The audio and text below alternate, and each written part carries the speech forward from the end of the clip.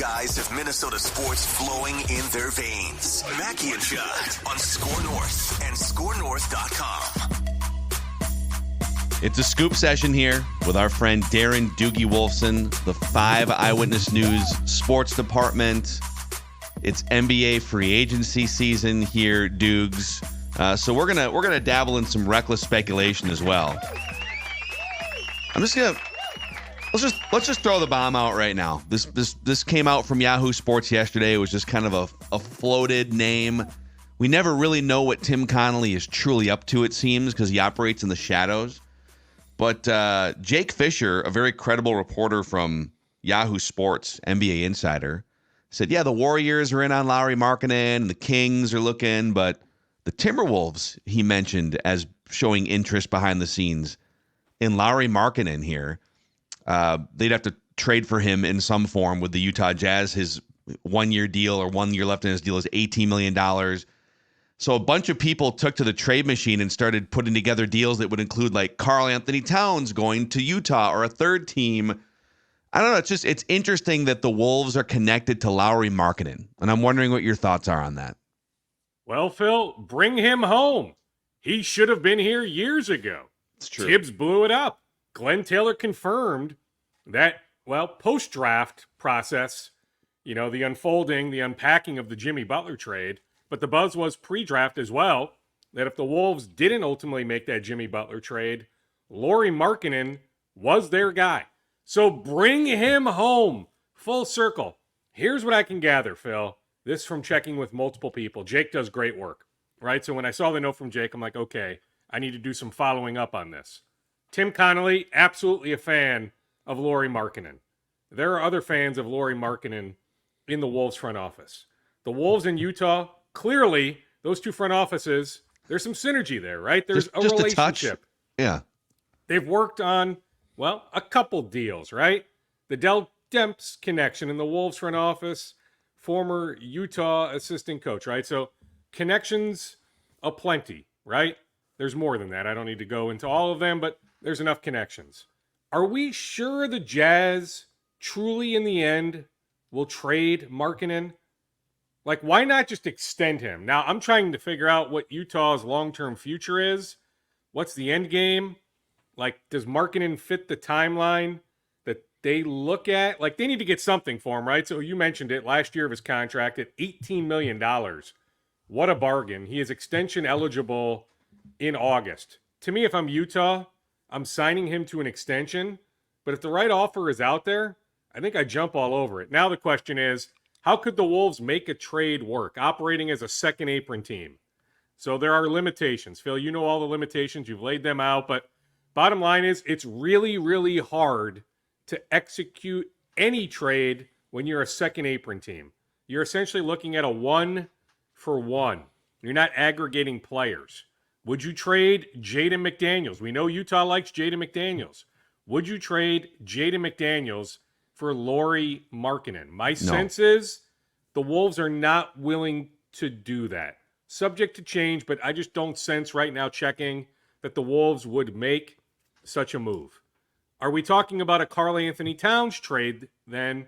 Because Lauri and Cat, comparable skill sets, right? Now, to me, Cat just does everything a little bit better, including on the defensive end, right? I trust Cat, especially after last season, way more on the defensive end than I do Lauri.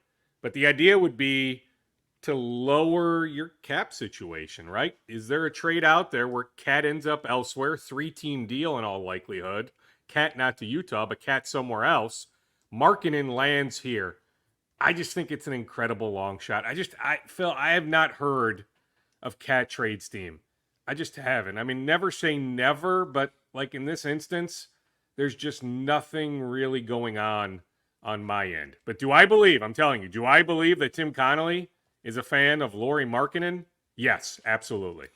But I think this is also where the Tim Connelly operates in the shadows angle of the story comes into play, right?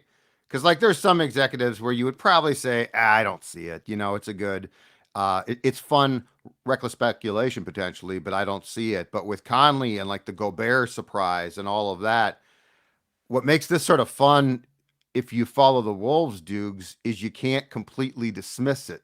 Because, like, when Conley's like, oh, we're good, we're going to blah, blah, blah, you're like, yeah, you're the same guy that, Windy was doing the fingers about a few years ago with Gobert. So you're probably right, and it's probably safe to say it's not going to happen.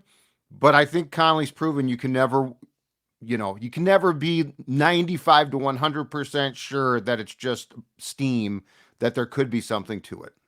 I agree. I mean, to me, Connelly, this front office reminds me of the Gerson Rosas front office. Now, when talking about, kumbaya and all that exists now. That wasn't the case. Rosas regime, it was more Gerson. I don't want to suggest dictatorship, but Gerson operated a lot on his own, but Gerson would make a lot of calls, right? Tim likes to have his finger on the pulse of what's going on. Gerson was the same. In fact, Gerson had interest in Markkanen back in 21. So, Markkanen has been connected to the Wolves multiple times pre-draft, right? Draft night, then in 21, now again. So, yeah, I think you're absolutely correct on that, Judd. That, yeah, Tim operates in the shadows. We don't necessarily know everything that he's checking on. And I also believe, I'll tell you this much, I also believe that Tim looks at the landscape of the league. He looks at what Boston did this time last year. That the Celtics get to Game 7 of the Eastern Conference Finals, but then said, you know what? This roster is not good enough. Goes and makes the Porzingis trade. Goes and makes the Holiday trade. Look at what the Dallas Mavericks just did. We can argue how much Klay Thompson has left, but to me, Klay Thompson makes Dallas better. And I get it. They moved off Derek Jones Jr., although Marshall, I think, can be a really good player for them. Agreed. And Josh Green is gone, okay? Young player. But to me, Dallas is better. I think Klay Thompson is an excellent fit for the Mavericks. So the Mavs get to the finals. They make a move to get better. Oklahoma City had all this cap space because they haven't paid all their young guys. Yeah, maybe a bit of an overpay for Isaiah Hartenstein. But my gosh, what a perfect fit for that roster. Then you make the Alex Caruso trade. So a team that went to Game 6 of the Western Conference semifinals is saying, okay, we're not good enough to make it to the finals. We need to do more. So the Thunder are better. The Mavs are better. I'm just telling you, Tim Connelly, others with the Wolves have taken notice. I'm just saying, though, Phil, you are so handcuffed in terms of what you can do. At this point, Kyle Anderson likely gone, even though I said last week, I'll continue to say genuine interest, both sides. But some of the money being tossed his way, plus the Wolves, won him back at a pretty significant pay cut. He made, 9 and change last year. The Wolves are not willing to pay Kyle Anderson anywhere in that ballpark. And so if Kyle wants to come back, it's a pretty significant pay cut. Mark Stein had the note yesterday about the Celtics having interest in Kyle Anderson. To me, if Kyle is going to take a pay cut, a significant pay cut, I think it's with Boston. You head out east. You're closer to your Jersey home roots. You're with a team that, with all due respect to the Wolves fans, the Celtics are closer to winning next season's championship than the Wolves. So if you're Kyle Anderson, if you're taking a pay cut, Boston makes more sense. But I know New Orleans has interest in Kyle. Detroit, Orlando, if you're looking for some money now, I don't know Orlando's cap situation now after the Kentavious Caldwell-Pope move, but Orlando had a bunch of cap space. So I'm just saying if Kyle wants to make more money, there's more money available, plus probably another team or two that I haven't heard. Okay, but Kyle likely gone. Monte Morris probably gone at this point. Same deal. Genuine interest, both sides, but there may be a better opportunity in Phoenix, right? So Phoenix tried to sign Chris Dunn off to the Clippers. Phoenix is looking for somebody to replace essentially Eric Gordon, who, by the way, I'm told the Wolves did not make a veteran minimum offer to. So Eric Gordon off to Philly. That was a name I thought that made some sense with the Mike Conley Jr. connection, but I'm told in the end there just wasn't interest there from the Wolves front. Maybe things just moved fast with Philadelphia. So Phoenix has interest in Monte Morris, some other teams. So there may be a bigger role out there for Monte Morris. Jordan McLaughlin, he's looking for a bigger role. And with Rob Dillingham, if you're Jordan, are you coming back? So I'm just saying, how do you tweak this roster? Yeah, the top 7 are locked in. Yeah, Rob Dillingham, Terrence Shannon Jr. can help immediately. Maybe one of Josh Minott or Leonard Miller jumps up. But as you look at it, if you're Tim Connelly, is this roster, even though I've been big on you run this thing back when you're knocking on the door of the finals, I just understand if you're Tim Connelly, if you have some really hard conversations with front office members, with ownership about, is this group truly good enough to win the West next year, then ultimately win the championship? So I think he's having those conversations, and then you ultimately at least check in on guys like Lauri Markkanen and others. Yeah, I mean, I think the scenario you are posing here is plausible in that, hey, we know that we're good. We know we're a playoff team, but are we championship good? And are we, let's say we lose Kyle Anderson. I'm saying we as in like if we're having this discussion in the front office right now. Is replacing Kyle Anderson with a better shooting player, for 15 minutes. If you brought in like 37-year-old Joe Ingles or I actually was hoping Nick Batum would be the replacement for Kyle Anderson. Yeah, he was always getting more than the vet minimum. So, hey, credit to him for going back to the LA Clippers. But yeah, I mean, like Doug McDermott, that was a guy the Wolves would have had interest in if he hit the buyout market last winter. So that would be a name I'd keep an eye on. Yes, on Joe Ingles. I mean, you think about the Utah connection, Joe with Mike, with Rudy. So yes, that would be a name to keep an eye on for the vet minimum. Now, Joe's got some family dynamics that, don't necessarily complicate things, but like family is a big part of his decision-making process. And so would this be the right fit family-wise? I think it could be, but I'm just saying that's something to keep in mind with Joe Ingles. But yeah, I mean, the question is, Phil, whether it's Joe Ingles, Doug McDermott, Lonnie Walker, somebody of that ilk, like if you're losing Kyle, like, are you better? And that's the question. Can you run this thing back and win the Western Conference next season? Yeah. There are some interesting names. We did go over a bunch of them on Flagrant Howls yesterday. Let's go to the Rob Dillingham, Terrence Shannon Jr. part of this, because on one hand, Chris Finch doesn't, unless your name is Anthony Edwards or Jaden McDaniels, like he's not playing a lot of 19, 20. Now, Terrence Shannon Jr. would be the sixth oldest player on the roster. But Dillingham, I mean, Tim Connelly said, we don't make a move like this, I'm paraphrasing, and not play Rob Dillingham. So let's say the Wolves let's say they don't trade Cat. The Lauri Markkanen thing is just a rumor, and they're essentially banking on replacing Kyle Anderson with one of the names we talked about, or a Jay Crowder or somebody. And they're saying, okay, we know that Oklahoma City got better. We know that the Mavericks got better. The Spurs might be getting better too, with Wemby getting to be 20 years old, Chris Paul. But we're banking on Anthony Edwards turning 23 years old, taking another step post-Olympics, and we're banking on Rob Dillingham and or Terrence Shannon Jr. as rookies in the short term, being sort of the microwave scorers that Anthony Edwards needs next to him. Is all of that enough to take a step forward? I mean, you've kind of laid out the gray area there, though. But I mean, I think Rob Dillingham would have to play a huge role for you in year one. It's a long-term play and a short-term play, but I think that there's a lot of pressure on him if they're going to run it back and say, all right, man, we need like 20 minutes a night, and you need to be scoring points next to Anthony Edwards. That's a lot to ask. It is a lot to ask, but can't he be Bones Highland rookie year Denver Nuggets? Comparable body type. Bones Highland was second team all rookie his first year with the Denver Nuggets, a Tim Connelly draft pick. I'm just saying, like, I don't think that's much of a leap. Now, hey, like, I learned a lot about Rob talking with Damian Wilkins, the former Timberwolf, on Friday. He's the general manager of Overtime Elite. So Rob went from the Kanye West Academy out west, his junior year of high school, to Overtime Elite in Atlanta for his senior year before spending last season in Lexington playing for the University of Kentucky. But I learned a lot more about Rob in a conversation with Damian last Friday. I'm sold. Like, that kid can score all three levels. I think we're underplaying how good a shooter he is. Like, we think about the highlight reel dunks, him always attacking the basket. He can shoot.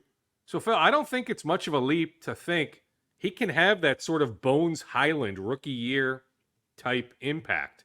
But where does that get you?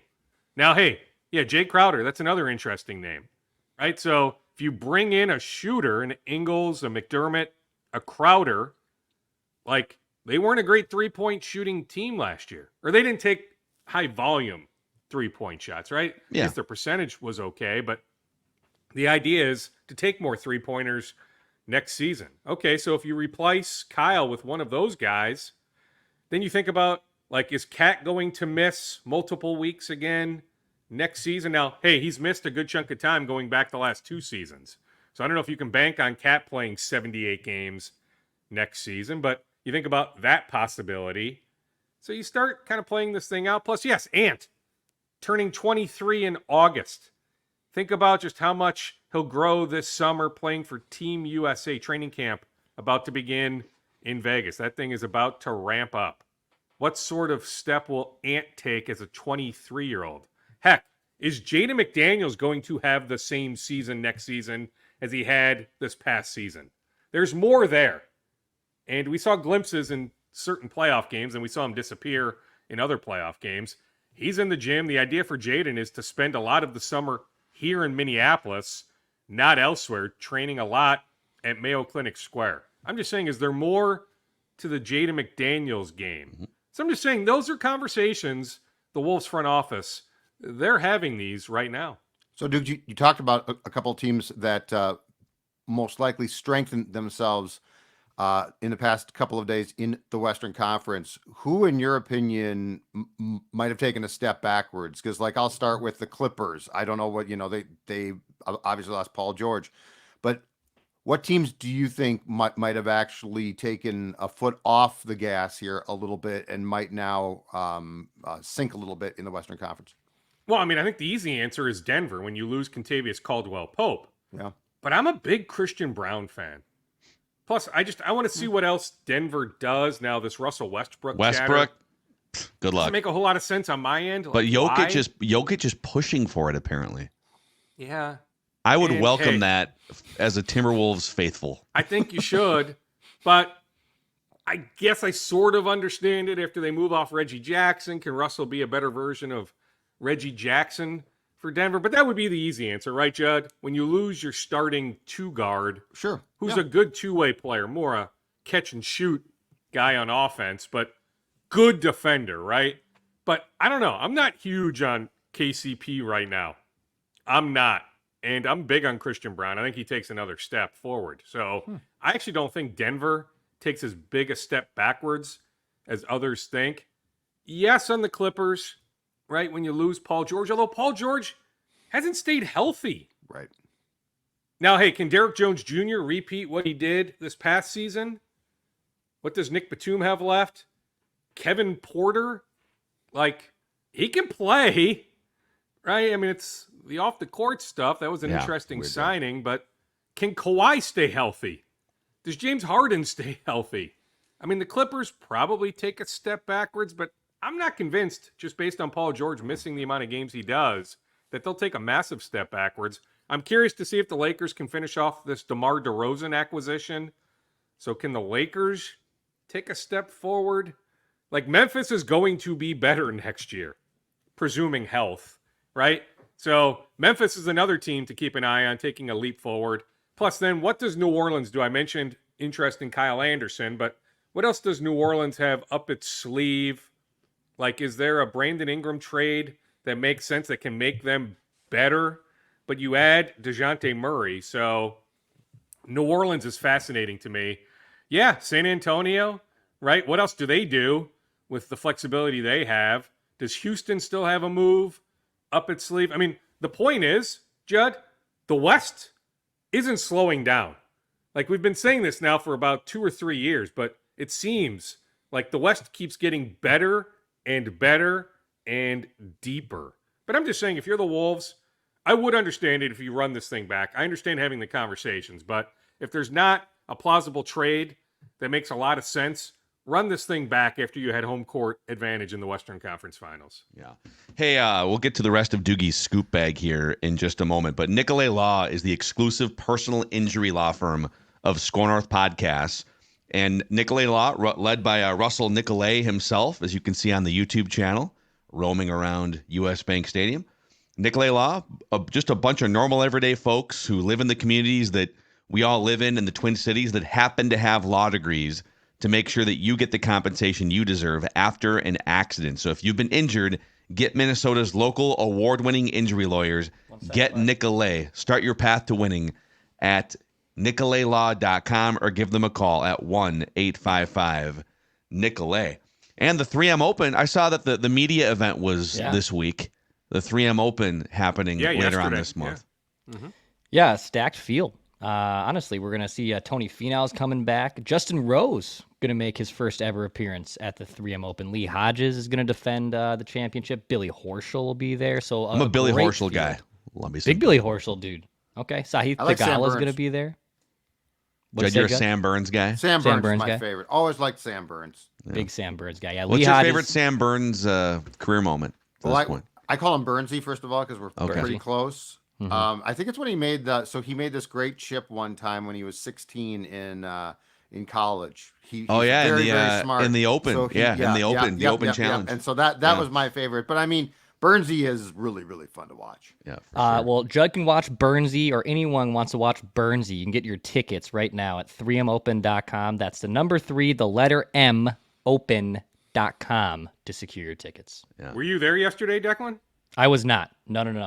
Okay. I mean, I have embarrassed myself. I was not there yesterday either, but I'm curious on sponsor exemptions. Oh, well, I have embarrassed myself on that golf course before. Frankie so Sappin. I don't need to play the blues to not hit the fairway again. That I don't need to do that. I'm gonna tell you, I'm not a very good golfer. You know, I'm just scratching to try and break 90 when I'm out there.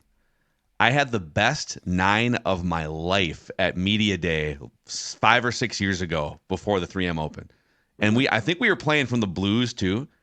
And I literally parred like 6 consecutive holes. And I was out there with Chris Long, your coworker from Channel 5. They're like, Mackey, what are you like? Can we check the ball? Are you cheating? I don't know. So I just blacked out and I shot like a 40 on whatever 9 we were playing. I think we played the back 9 because we played that 18th where, all those players hit it in the water. Yep. It was wild. Mm-hmm. So, anyways. Longer, by the way, I was told Longer yesterday at Media Day was A+. I'll have to catch up with him later today on that, but I was told he was excellent yesterday, yeah. So what else do you have in your scoop bag for us here, Dukes? Well, let's continue the Wolves theme. Mike Nori expected to get a new contract, so he's not entering the final year of his contract, but based on his work, especially late in the season, that's something to keep an eye on. Leonard Miller. He's been training with Team Canada. The question is, does he play Summer League for the Wolves or go to Paris playing for Team Canada now that Andrew Wiggins apparently isn't playing for Team Canada? Well, word is Leonard is going to play Summer League, but things could change later on. But the plan right now is for Leonard to play for the Wolves in Vegas. I like the Wolves have a scout in Istanbul, Turkey right now for the under-17 world, so thinking about future draft picks. On the Twins front, we just got some news. Brooks Lee headed to the Futures game, so good for Brooks Lee on his way to the All-Star Weekend Futures game. Matt Canarino, the MRI has been done. He does not need surgery. So it's been one thing after another for Matt, but I guess the good news for him is this is not a surgery situation. He is continuing his rehab in Arlington, Texas. So not in Fort Myers, but in Arlington. It is trade season, right? Calendar flips to July. Definitely is trade season. The Twins are getting calls on Matt Wallner. So I'll be curious to see if they ultimately move Wallner. It seems, Larnach has been really, really good. So as a first-round pick, Larnach has moved ahead of Wallner. I don't think the Twins are going to move Max Kepler here in a contract year. Some people have thrown out that idea. I have not heard any chatter on that front. So I don't know if I see the pathway to Wallner getting regular playing time, because to me, Austin Martin belongs in the 26-man. So I just don't know if I see the pathway to Wallner getting playing time. So is he an interesting trade chip later this month as the Twins seek out for sure at least one reliever? Maybe more, right? Pitching more the need than offense, but certainly at least one reliever, if not multiple. Now, on that front, Brock Stewart is not out for the year. We've not heard much on Brock Stewart. I heard from him. I know. Although I saw him in the clubhouse in passing the other day. He said hi to me. I should have stopped him, but hey, dude. I was on a mission to get something else. But in hindsight, I should have been like, forget that. Let me go catch up with Brock. But this is not a season-ending injury. The question is, when does he return to game action? Are we looking more like August into September? But Brock Stewart is expected to be back this season. But certainly Derek Falvey and company on the phone on the lookout for minimum a reliever.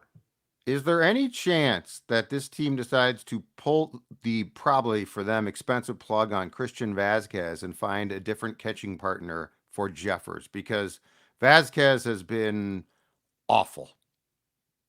Yeah, he has been awful. But it's another season at what? Close to $10 million. It was a 3-year, $30 million contract. Yeah. This is year 2 of the 3-year deal. Yeah. They value the leadership.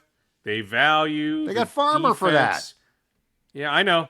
I get it. That's How much why are we going to hide behind that, cutting the cord, at least back then, on Kyle Farmer. I get it on Christian, Judd.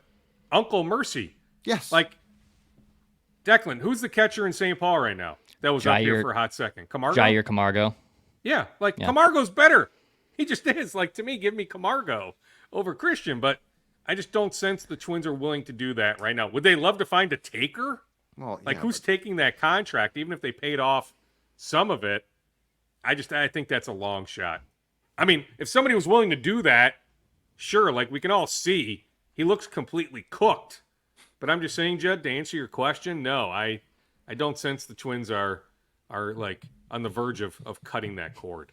Yeah, I feel like, if you have one leader that can't really hit, all right, we can. I mean, how many of these are we going to have? We got a couple of them on this team. Yeah. Well, Johnny and Jimmy are great kids, but they suck. I don't care. They're great kids. Christian brings the sandwiches after batting practice. Why are all of these teams? It's the uniqueness of that position, though, right? The catching position. He dropped the ball on a relay on Friday, dude. Oh, I know. He doesn't do anything well. That should have been an out.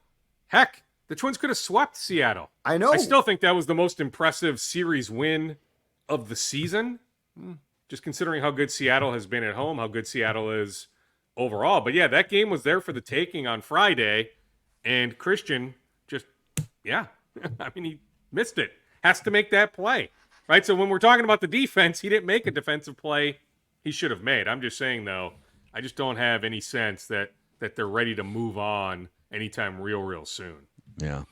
Darren Doogie Wolfson, everyone, from the 5 Eyewitness News Sports Department. A few more. Caught up with Tyler Cochran, the new Gophers guard. 6'2", although he told me, transfer from Toledo, he told me he can guard 4 positions. I mean, he is put together. By the way, it's Cochran, not Corcoran. I mispronounced his name on TV on Sunday. That's my bad. Tyler Cochran. Terrible. Co-defensive player of the year in the MAC. He has a family, last Doogie. year. Okay. I was going to call you at home and personally talk to you about this. I bleeped up. Bleeped up badly. So co-defensive player of the year in the MAC was second team all conference. Yeah, guilty as charged too. And so really good player, like double-digit scorer.